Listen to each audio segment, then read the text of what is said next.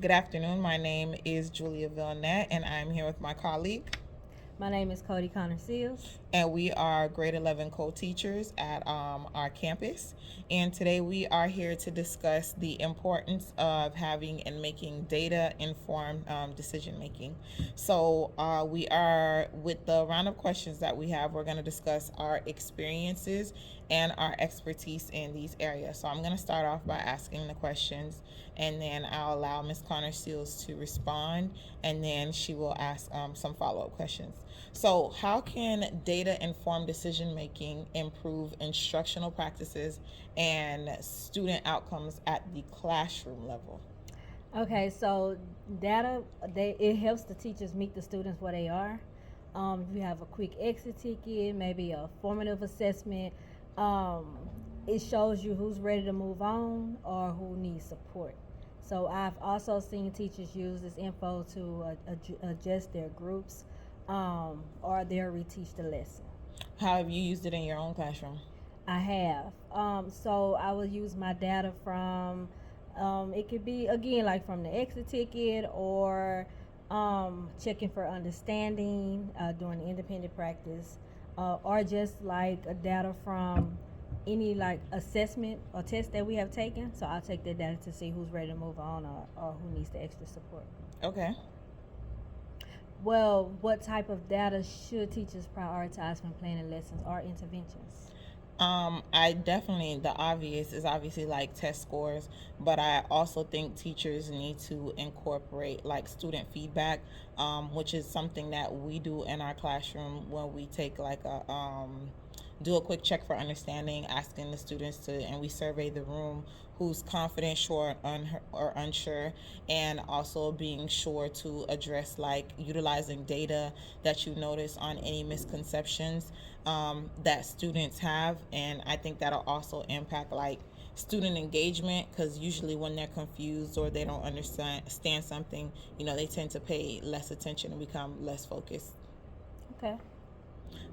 In what ways does transparent use of campus-wide data, so this would be like our STAR EOC testing, maybe our college and career readiness data, anything like data analysis related to, I guess, like state data, in terms of like, I guess, graduation rate. How does that data influence staff morale and trust in leadership and accountability on our campus?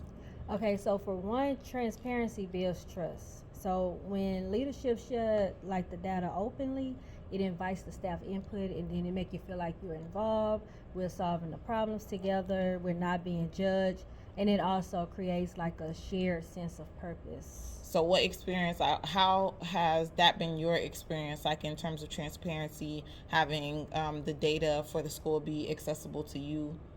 Well, like when we have our PLCs and coaching, it's just showing like how it's about improvement, and not to blame the teacher on if the student is not getting to where they need to be.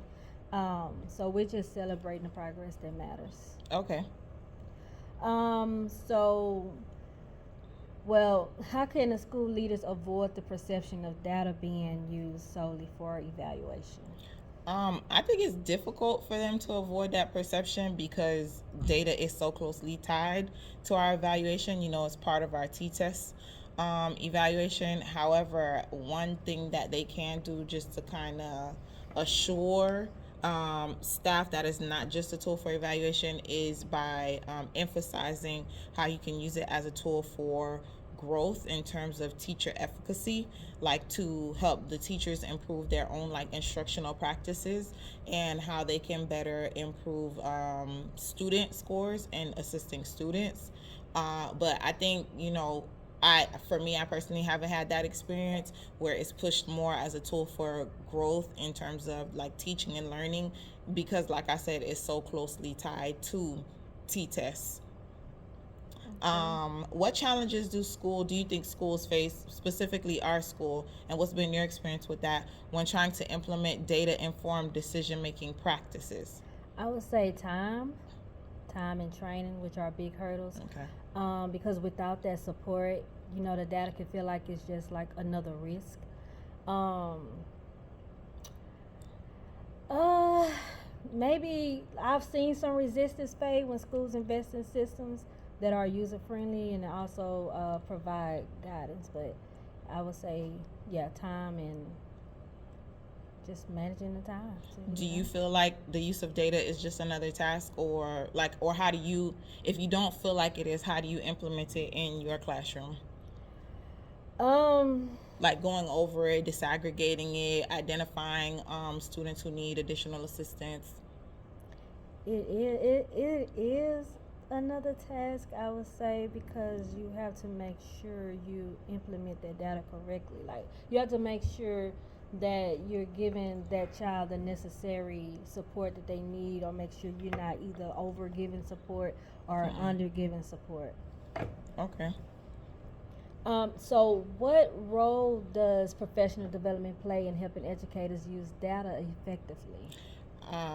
I, in my personal experience, it's through professional development that I actually initially learned how to use data effectively. It's where I learned how to disaggregate data, how to identify trends and patterns in the data. So I think professional development helps educators understand how to make good use of the data that they have. Okay. How should school leaders balance quantitative data with qualitative data when making decisions? Okay, so when balancing it, they should use both because, yeah, the numbers show the trends, but the conversations and the observations add the why. So a student test score, it might dip, but a simple check-in could reveal outside stress that explains it. Okay, so you identified earlier that you do use quantitative data, but what type of qualitative data do you use in your classroom to help guide like your instruction? Maybe probing questions to see where they at, like doing, like for example, when we have the reading, the groups, well, we check in to see, where they are just by asking certain questions. Okay. So, well, who should be involved in these data conversations and why? I think everybody, and by everybody, I mean not just like campus staff. I'm talking about like external stakeholders, like parents, students, especially. For students, I feel like it's most important because if they know where they are in terms of numbers, it allows them to have more onus and ownership and responsibility over their own learning. I feel like it makes them more invested when they know the data, when they know the numbers. Obviously, teachers for obvious reasons, and staff for obvious reasons.